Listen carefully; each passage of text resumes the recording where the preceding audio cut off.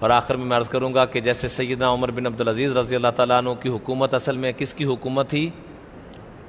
یہ جملہ ذرا یاد کر لیں، عمر بن عبدالعزیز کی حکومت دراصل علماء کی حکومت تھی۔ سارا مجمع اس بات کو دہرا لے تاکہ یہ جملہ یاد رہے کہ اتنی کامیاب حکومت کس بنیاد پہ ہوئی کہ علماء کو اپنے سروں کا تاج بنایا۔ آج تو کوئی چھوٹی سی غلطی ہو جائے نا تو مسجد کی انتظامیہ، چونکہ الحمدللہ میں بھی کوئی 100 کے قریب مساجد کی اللہ پاک توفیق دے رہا ہے، سرپرستی کر رہا ہوں، کئی مساجد کئی مدارس، تو میں سب سے پہلا جو کام کرتا ہوں جہاں پر بھی جاتا ہوں جی سارلہ کو خدمت، تو میں انتظامیہ سے کہتا ہوں، ایک جگہ میں مدرسے میں گیا تو کہنے لگے جی مارلہ کو خدمت، بقرہ عید قریب آ رہی تھی، کس طرح کھلاں کٹھیاں کریے؟ میں کہا من تاڑیاں کھلاں چاہیے تھیں، باقی سارا کچھ کھلا میں لے آواں گا۔ کہنے کیا مطلب؟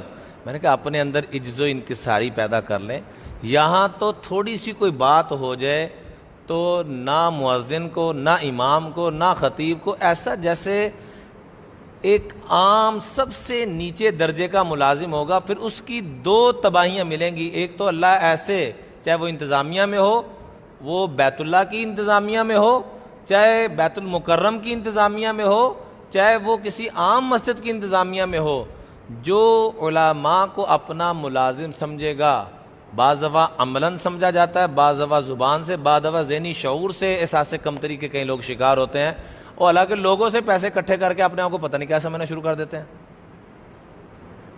اور پھر خام خواہ کی آ کے وہ چودراہٹیں دکھا رہے ہوتے ہیں جی میں اتھے آ جے، میں اتھے آ جے، میں موجود، کہیں تو آپ نے جنازے میں دیکھا ہوگا خام خواہ جی سارے آگے نے فلانا ہو گیا ہے، بتانا یہ جا رہے ہیں کہ میں بھی اتھے موجود ہوں۔ تو جو علماء کی عملاً عقلاً ذہناً کسی بھی اعتبار سے کرے گا 2 نقصان ہوں گے۔ ایک تو صاف حدیث میں آتا ہے کہ اللہ تعالیٰ اس کو یقیناً تباہ و برباد فرمائیں گے، حدیث ہے، اور دوسرے نمبر پہ فرمایا اللہ اس کی نسلوں سے علماء والا سلسلہ ختم فرما دیں گے۔ آج ہماری نسلوں میں علماء کیوں نہیں پیدا ہو رہے؟ آج ہماری نسلوں میں علماء کیوں نہیں پیدا ہو رہے؟ غور کیا؟ ان 2 ماہ میں بہت جید، بڑے بڑے جید علماء کرام دنیا سے تشریف لے گئے ہیں۔ حدیث پاک میں آتا ہے، بخاری کی روایت ہے کہ یذهبون الاول فالاول، کہ ایک ایک کر کے علماء کرام جاتے جائیں گے، اور پھر باقی لوگوں کو اللہ یوں تباہ و برباد فرما دیں گے جیسے کھجور کا کچرا یا جو کا کچرا جو بچ جاتا ہے تھوڑا بہت، وہ ہوا آتی ہے اڑا کے لے جاتی ہے، فرمایا اللہ باقی عوام کو یوں معاملہ کر دیں گے۔ اس لیے ہاتھ جوڑ کے درخواست کرتا ہوں کہ علماء کرام کی دل سے قدر کریں۔ سیدنا عمر بن عبدالعزیز کی حکومت کامیاب کیوں ہوئی سب سے زیادہ؟ کہ اصل میں سیدنا عمر بن عبدالعزیز علماء کے قدموں میں جاتے، ان کی منت سماجت کرتے، ان کو واقعتاً اپنا سرپرست بناتے۔ ہم زبانی جمع خرچ سرپرست تو بناتے ہیں، لیکن جو ہی میرے آپ کے مزاج کے خلاف کوئی بات ہو جائے تو ہم ان کو اپنے پاؤں کی جوتی بناتے ہیں، تیری ایسی تیسی ہونا کون ہے تو۔ میں ابھی تک پاکستان کا شاید ہی کوئی چینل ہو جس پہ پروگرام نہ کیے ہوں، جتنے بھی بڑے چینلز ہیں، میرے خلاف بھی کئی لوگوں نے ہٹ کیا، میری بات پہ بھی اعتراض، بڑا کچھ ہوا، کہ میں کبھی نہیں بولا۔ جنید جمشید مرحوم ایک دفعہ زندہ تھا، اللہ پاک اس کی قبر کو منور فرمائے، میں نام لینا مناسب نہیں سمجھتا، بہت پاکستان کی معروف شخصیت ہیں، انہوں نے علماء کے بارے میں کوئی بات کہہ دی کہ مولویوں تو انگلش نہیں آندی یا فلان، حقارت کا، جس سے حقارت ٹپک رہی تھی۔ یقین کریں میں پھر آپے سے باہر ہو گیا، میں نے کہا میرے ماں باپ کو گالی دے دو برداشت کر لوں گا، علماء کے بارے میں بکواس بکی زبان کھینچ دوں گا۔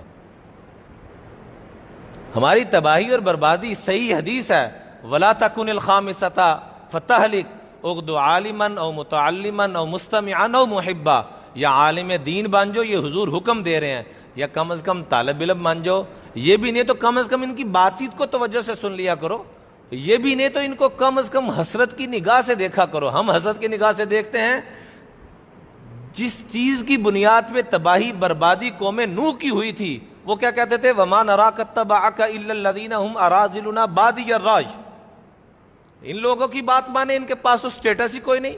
وَمَا نَرَا لَكُمْ عَلَيْنَا مِنْ فَضْلٍ، نہ ہی ان کے پاس کوئی مال و دولت ہے، ان کی بات مانے۔ آج ہمارے اندر بھی یہ دونوں بیماریاں آ چکی ہیں. ہم کس چیز کو دیکھتے ہیں؟ یا پیسے کو دیکھتے ہیں یا عہدے کو دیکھتے ہیں. اور تو کسی چیز کو دیکھا نہیں جاتا، نہ اپنے رشتہ داری کو، نہ نیک کو، نہ صلحاء کو، نہ علماء کو، نہ اولیاء کو. تو آئیے آج سے نیت کرتے ہیں کہ ہم نے ان چیزوں کو ترجیح دینی ہے. بولیے انشاءاللہ. اور خود بھی عالم بننا. حضور علیہ الصلوۃ والسلام نے فرمایا یہ 4 میں سے کسی ایک میں رہنا، 5ویں میں گے جاتے ہی تباہی بربادی. پوچھا گیا 5ویں قسم ہے کیا؟ تو فرمایا جب تمہارے دل میں علماء کی اور علم دین کی ناقدری آنا شروع ہو جائے گی تو اللہ کی قسم اب تمہیں ہلاکت سے کوئی چیز نہیں بچا سکے گی. تو اس لیے درخواست ہے، علماء دن بدن اتنی بڑی ہستیاں جا رہی ہیں. حضرت مفتی نعیم صاحب رحمۃ اللہ علیہ پورے دنیا کے اندر علم دین کو جو پھیلانے کا اللہ نے ان کو ذریعہ بنایا. پیر عزیز الرحمان ہزاروی صاحب، امام احمد بن حنبل رحمۃ اللہ علیہ فرمایا کرتے تھے کہ ان بڑوں کی حقانیت کو دیکھنا ہو کہ اللہ نے کیا نوازا تو ان کے جنازوں کو دیکھ لینا. ذرا آپ تاریخ یہ چند دنوں میں جو جنازے ذرا دیکھیے ذرا کہ اللہ نے کیا مجمع وہاں بھیجا. حاجی عبداللہ صاحب رحمۃ اللہ علیہ کا جب جنازہ تھا، پاکستان کا دنیا میں شاید اتنا بڑا جنازہ نہ ہو، مولانا جمشید صاحب رحمۃ اللہ علیہ.